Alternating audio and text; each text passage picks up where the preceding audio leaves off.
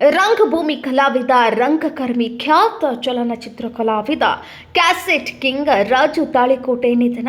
ರಂಗಕರ್ಮಿ, ಕಾಸ್ಕತೇಶ್ವರ ನಾಟ್ಯ ಸಂಘದ ಮಾಲೀಕ, ರಂಗಭೂಮಿ ಕಲಾವಿದ, ಚಲನಚಿತ್ರ ಕಲಾವಿದ ರಾಜು ತಾಳಿಕೋಟೆ ಮಣಿಪಾಲ್ ಆಸ್ಪತ್ರೆಯಲ್ಲಿ ಹೃದಯಾಘಾತದಿಂದ ನಿಧನರಾಗಿದ್ದಾರೆ. ಉಡುಪಿಯಲ್ಲಿ ಚಿತ್ರೀಕರಣದಲ್ಲಿ ಪಾಲ್ಗೊಂಡು ಮರಳಿ ವಸತಿ ಗೃಹದಲ್ಲಿ ವಿಶ್ರಾಂತಿ ಪಡೆಯುವ ವೇಳೆ ಹೃದಯಾಘಾತದಿಂದ ನಿಧನರಾಗಿದ್ದಾರೆ. ರಾಜೇಶ್ ಸಾಬ್ ಮಕ್ತುಮ್ ಸಾಬ್ ತಾಳಿಕೋಟೆ ಉರ್ಫ್ ರಾಜು ತಾಳಿಕೋಟೆ ಮೂಲತಃ ವಿಜಯಪುರ ಜಿಲ್ಲೆ ಸಿಂದಗಿ ತಾಲೂಕು ಚಿಕ್ಕ ಸಿಂದಗಿ ನಿವಾಸಿ.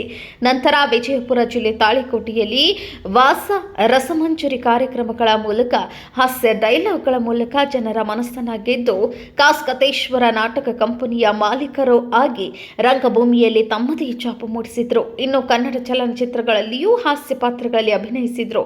ಮನಸಾರೆ ಚಲನಚಿತ್ರದಲ್ಲಿ ಅವರ ಹಾಸ್ಯ ಪಾತ್ರ ಪ್ರೇಕ್ಷಕರ ಮನಸ್ಸಿನಲ್ಲಿ ಅಚ್ಚಳಿಯದೆ ಉಳಿದಿದೆ ಎನ್ನಬಹುದು.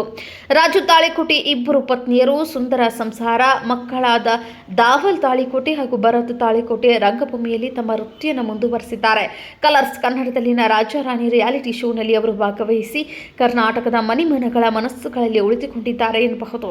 ರಾಜು ತಾಳಿಕೋಟೆಯವರ ಆಕಸ್ಮಿಕ ನಿಧನದಿಂದ ರಂಗಭೂಮಿ ಕಲಾವಿದರು ಹಾಗೂ ಕನ್ನಡ ಚಿತ್ರರಂಗದ ಕಲಾವಿದರುಗಳು ತೀವ್ರ ಸಂತಾಪ ಸೂಚಿಸಿದ್ದಾರೆ. ರಾಜ್ಯೋದಯ ನ್ಯೂಸ್ 24x7 ಕನ್ನಡ ಸುದ್ದಿವಾಹಿನಿ ರಂಗಕರ್ಮಿ ರಾಜು ತಾಳಿಕೋಟೆ ಅವರಿಗೆ ಭಾವಪೂರ್ಣ ಶ್ರದ್ಧಾಂಜಲಿ ಅರ್ಪಿಸುತ್ತೇವೆ. ರಾಜೇಶ್ ಎಸ್ ದೇಸಾಯಿ, ಉತ್ತರ ಕರ್ನಾಟಕ.